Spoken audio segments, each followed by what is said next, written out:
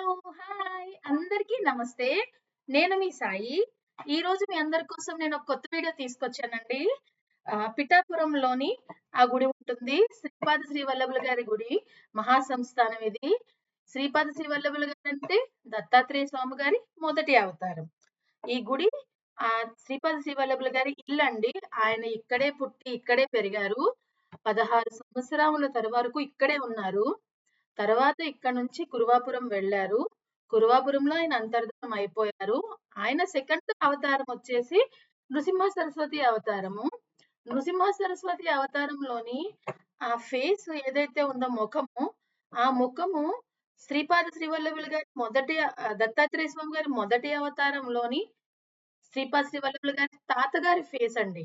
అంటే ఆయన తాతయ్య గారు బాపనాయరులు గారికి వరం ఇస్తారన్నమాట. మళ్ళా జన్మలో నేను నీ ముఖ కవళికలతో పుడతాను అని వరమిస్తారు. అందుకని నృసింహ సరస్వతి అవతారంలోని ఆయన ఫేస్ శ్రీపాద శ్రీవల్లభుల గారి తాతయ్య గారి మొహంలా ఉంటుంది.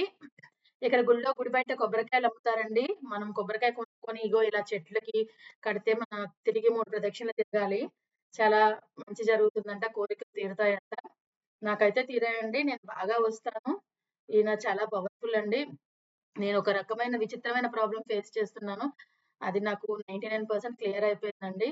టెంపుల్ లోపలికి ఫోన్ అలౌ చేయలేదు. అయినా కూడా మీ అందరికీ చూపించాలని చెప్పి నేను టెంపుల్ లోపలికి ఫోన్ తీసుకొని వెళ్ళాను.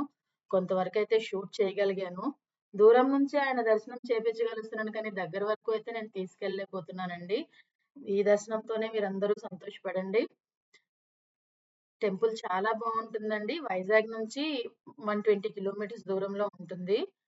ఇక్కడ చాలా విచిత్రమైన మనుషులు మీకు కనబడతారు ఇక్కడ. లోపల హారతి టైంలోని. ఇక్కడ రుద్రాభిషేకం, అన్నాభిషేకం అన్నీ చేస్తారండి. ఇక్కడ టెంపుల్‌లో నేనొక బోర్డ్ చూసానండి. నా ఎవరైతే నా డబ్బును అపహరించాలని వచ్చారో, వాళ్ళని నేను నా దుడ్డు కర్రతో కొడతాను అని ఉంటుందండి. ఇదిగోండి ఇప్పుడు ఇదేనండి ఆ క్లిప్పు. చూడండి. నాకు చాలా విచిత్రంగా అనిపించింది. అందుకోసమే మీకు చూపించాలని పెట్టాను. Thank you. నమస్తే. Please subscribe. నమస్తే.